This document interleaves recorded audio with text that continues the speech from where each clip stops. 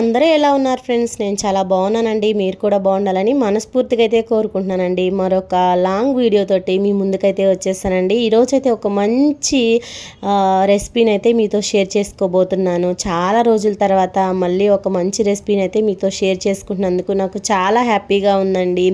ఇంకా ఈరోజైతే నేను మా పిల్లల కోసం హెల్తీగా ఇంట్లోనే స్పాంజ్ కేక్ని అయితే ప్రిపేర్ చేశానండి. ఈ కేక్ అనేది ఎవరైనా తినచ్చండి, వెజిటేరియన్స్ కూడా తినచ్చు. అదేంటి కేక్ అన్నాక దాంట్లో ఎగ్ వాడతారు కదా, ఎగ్ అంటే నాన్ వెజ్ అనే అనుకుంటారు కదా చాలామంది.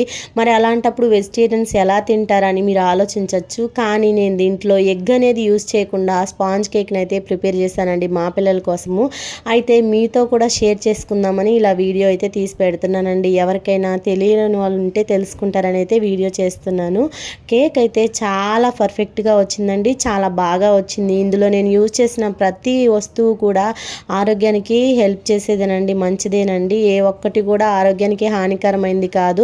నార్మల్గా కేక్స్ అంటే ఎక్కువగా మైదానే వాడుతూ ఉంటారు కదా, మనం ఇంట్లో ప్రిపేర్ చేసుకుంటున్నాం కాబట్టి మైదా ఏమీ యూజ్ చేయకుండా మన ఇంట్లో వాళ్ళకి కానీ మన పిల్లలకు కానీ ఇలా గనక హెల్తీగా చేసి పెట్టామంటే వాళ్ళైతే చాలా హ్యాపీగా తింటారండి.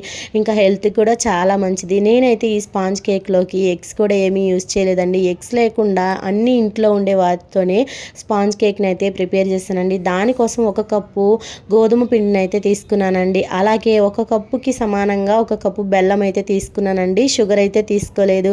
హెల్తీగా చేయాలనుకుంటున్నాం కాబట్టి షుగర్ ఎందుకు యూజ్ చేయడం, అందులోనూ చిన్నపిల్లలకి షుగర్ తింటే ఎక్కువగా జలుబు దగ్గు లాంటివి వచ్చేస్తూ ఉంటాయి కదా, బెల్లం అయితే కొంచెం బెటర్ అని చెప్పేసి నేనైతే బెల్లాన్ని యూజ్ చేశానండి. ఒక కప్పుకి సమానంగా ఒక కప్పు బెల్లం అయితే తీసుకున్నానండి. ఎందుకంటే దీంట్లో పాలు కూడా యూజ్ చేస్తాం. అలాంటప్పుడు తీపి లెవెల్స్ అనేవి తగ్గిపోతాయి కాబట్టి సమానంగా అయితే తీసుకున్నానండి బెల్లము.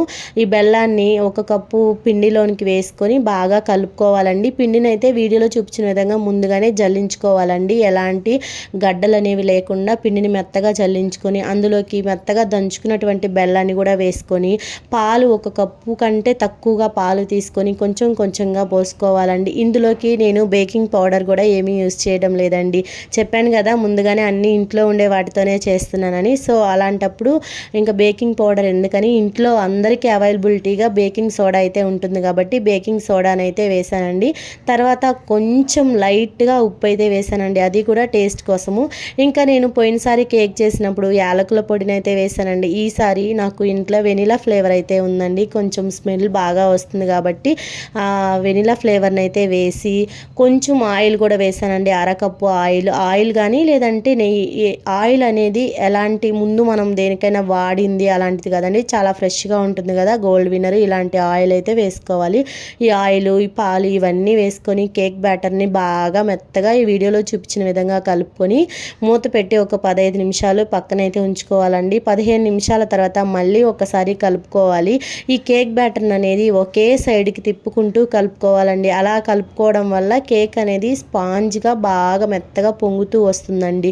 ఇలా కలుపుకున్న ఈ కేక్ బ్యాటర్ని ఒక కేక్ పాత్ర అయితే ఉంటుంది కదా, నా దగ్గర అయితే కేక్ చేసుకునే దానికి పాత్ర అనేది ఒకటి ఉందండి, అందులో వేసుకోవాలండి. ఫస్ట్ ఆ కేక్ పాత్రగా ఆయిల్ కానీ నెయ్యి కానీ పూసుకొని పైన కొంచెం పిండి వేసుకొని మొత్తం స్ప్రెడ్ చేసుకోవాలండి. దాంట్లో ఈ ముందుగానే కలుపుకున్న కేక్ బ్యాటర్ అనేది వేసుకొని ముందుగానే ప్రీహీట్ చేసి పెట్టుకున్నటువంటి కడాయి లేదంటే మందపాటి పాత్రలో ఒక స్టాండ్ పెట్టుకొని అడుగున కొంచెం ఉప్పు వేసుకొని దానిపైన స్టాండ్ పెట్టుకోవాలండి. ఉప్పు లేకపోయినా ఓన్లీ స్టాండ్ అయినా పెట్టుకోవచ్చు. అలా పెట్టుకొని ఈ కేక్ బ్యాటర్ని పెట్టేసుకుని 40 నిమిషాల నుంచి 45 నిమిషాల వరకు మీడియం ఫ్లేమ్ ఏదైతే ఉడికించుకోవాలండి. ఇలా గనక చేసుకున్నారంటే సింపుల్గా ఇంట్లోనే ఎగ్స్, షుగర్స్ ఇవేవి యూజ్ చేయకుండానే స్పాంజ్ కేక్ని అయితే ప్రిపేర్ చేసుకోవచ్చండి, అన్ని ఆరోగ్యకరమైన వస్తువులతోటే.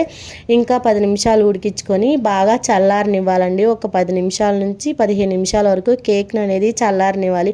నేను ప్రతిసారి కేక్ చేసినప్పుడల్లా చేసే పొరపాటు ఏంటంటే కేక్ చల్లారకుండానే సపరేట్ చేస్తూ ఉంటానండి, అది ముఖ్యంగా వీడియో తీసేటప్పుడు, ఎందుకంటే త్వరగా అయిపోవాలని చెప్పేసి. మీరు మాత్రం నాలాగైతే చేయబాకండి. కేక్ అంతా చేసుకున్న తర్వాత టైం పట్టినా పర్వాలేదండి, బాగా చల్లారిన తర్వాత కేక్ని అయితే అవతల వైపుకు టర్న్ చేసుకోవాలండి. అలా చేసుకోవడం వల్ల పైనుండే లేయర్ అనేది విరిగిపోకుండా వస్తుంది. అంటే పైకి కొంచెం విరిగినట్లుగా లేకుండా వస్తుందండి. కేక్ అయితే చాలా పర్ఫెక్ట్గా వచ్చింది, చాలా స్పాంజ్గా అయితే వచ్చిందండి.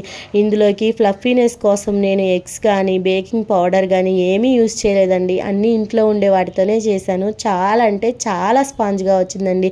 బెల్లము గోధుమ పిండితో చేస్తున్నాం కదా, బాగా ఫ్లఫీగా వస్తుందో లేదో, ఎలా వస్తుందో ఏంటో అని కొంతమందికి డౌట్ రావచ్చు. కానీ వీడియోలో మీరే చూస్తున్నారు కదా, చాలా బాగా వచ్చిందండి. టేస్ట్ కూడా చాలా బాగుంది. ఇలా కనుక చేసి పెట్టామంటే మన పిల్లలకు కానీ ఇంట్లో పెద్దవాళ్ళకి కానీ హెల్తీగా చాలా బాగుంటుందండి. పిల్లలు కూడా చాలా ఇష్టపడి అయితే తింటారు. మోస్ట్లీ పిల్లలు ఎక్కువగా కేక్లు చాక్లెట్లు ఇలాంటివే కదండి ఎక్కువగా ఇష్టపడి తింటారు. సో వాళ్ళకి ఇష్టమైన దానిని మనం ఇంట్లోనే హెల్తీగా చేసి పెట్టామంటే ఇంకా హ్యాపీగా ఉంటుంది కదా, వాళ్ళు హ్యాపీ అవుతారు, మనము హ్యాపీ అవుతాం కదా. వీడియోలో చూస్తున్నారు కదా, కేక్ అయితే చాలా ఫ్లఫీగా వచ్చిందండి. ఇలాగైతే ఇంట్లోనే కేక్ని అయితే ప్రిపేర్ చేసుకోవచ్చండి, అన్నీ ఇంట్లో ఉండే వాటితోనే. మీరు కూడా ఒకసారి ట్రై చేయండి. ట్రై చేసి ఎలా వచ్చిందనేది నాకు కామెంట్ సెక్షన్లో కామెంట్ చేయండి. అలాగే త్వరలోనే మన ఛానల్ తరపున లైవ్ చేయాలనుకుంటున్నానండి.